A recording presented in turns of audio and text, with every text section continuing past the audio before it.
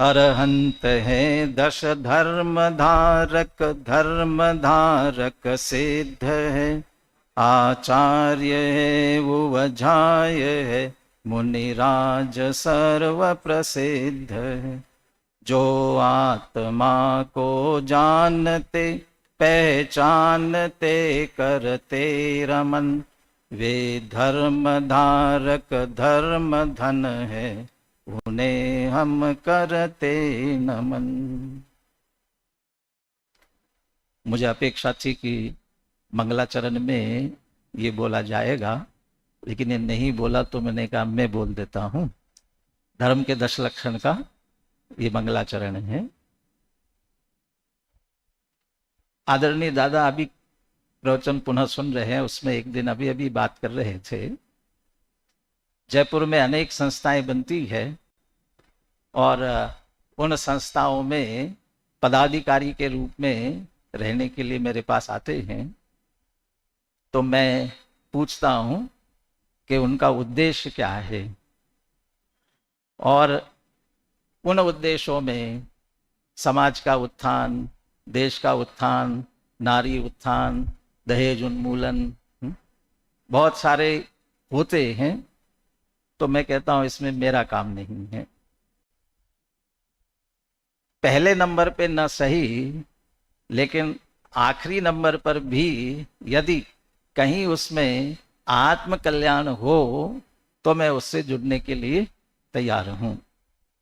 और ये जो आचार्य कुंद कुंद नैतिक शिक्षा समिति बनाई गई, ये मुख्य रूप से साधर्मियों को सहयोग के लिए, और उसमें भी समस्या खड़ी होने पर, क्योंकि आजकल अर्थ की समस्या सबको हो जाती है अनेक प्रसंगों पर, वह अर्थ की समस्या परस्पर में न बने और वह भी अपने ही स्वयं के सहयोग से स्वयं ही एकत्रित करके एक दूसरे को सहयोग कर सके, ये उद्देश्य लेकर के, सामाजिक उद्देश्य लेकर के बनाया गया।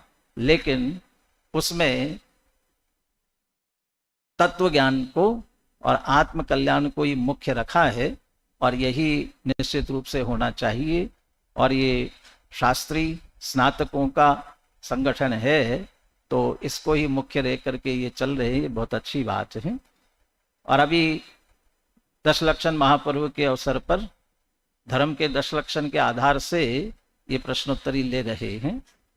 धर्म के 10 लक्षण सचमुच ही अपने आप में सर्वोत्कृष्ट कृति है। 10 धर्म में जैसा सांगोपांग विवेचन इसमें है, वह सचमुच अन्यत्र नहीं है।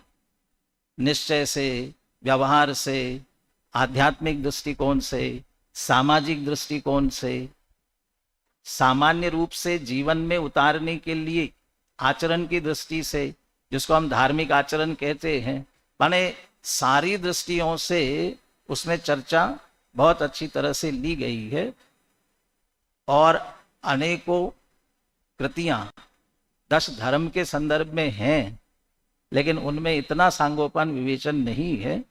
और ये उस धर्म से संबंधित वास्तविक स्वरूप जहां तक हम नहीं पहुंच पाते हैं, वह बात लोगों तक पहुंचे, इस उद्देश्य से अब पुस्तक ही पढ़ो ऐसा कहने से कितना लोग पढ़ेंगे, क्या पढ़ेंगे, नहीं पढ़ पाएंगे।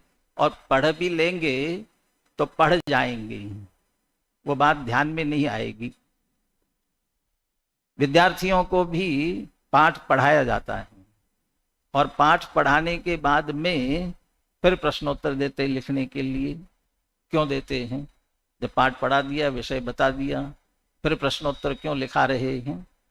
जब तक उन्हीं विषयों को प्रश्न और उसके उत्तर के रूप में सामने नहीं लेते हैं, तब तक वह विषय अच्छी तरह से सामने नहीं आता हमारे, और अपने जहन में उतरता नहीं अच्छी तरह से। और किसी बात को प्रश्न उठा करके जिज्ञासा होने के बाद में फिर उसके उत्तर के रूप में देखा जाए तो बहुत अच्छी तरह से अपने ख्याल में रहता है। इसलिए प्रश्नोत्तर की शैली बहुत बढ़िया है। और जैसा कि इन्होंने उस प्रश्नोत्तर शैली में सीधे सीधे अकेले विषय आधारित प्रश्न न रखते हुए उस प्रश्न के साथ विकल्प भी जो दिए गए, और आपको विकल्प चुनते समय मात्र पुस्तक पढ़ने से काम नहीं चलेगा, वो पुस्तक के साथ साथ अपनी बुद्धि भी लगानी पड़ेगी कि सचमुच में इसमें विकल्प कौन सा सही है। और जो ऐसे विकल्प दिए जाते हैं वो बहुत मिलते जुलते से होते हैं, और जब मिलते जुलते बिल्कुल ही विरुद्ध विरुद्ध हो तब तो आप तत्काल उत्तर दे सकते हैं, लेकिन जब मिलते जुलते से हो तब और सावधानी से सोचने समझने की जरूरत है।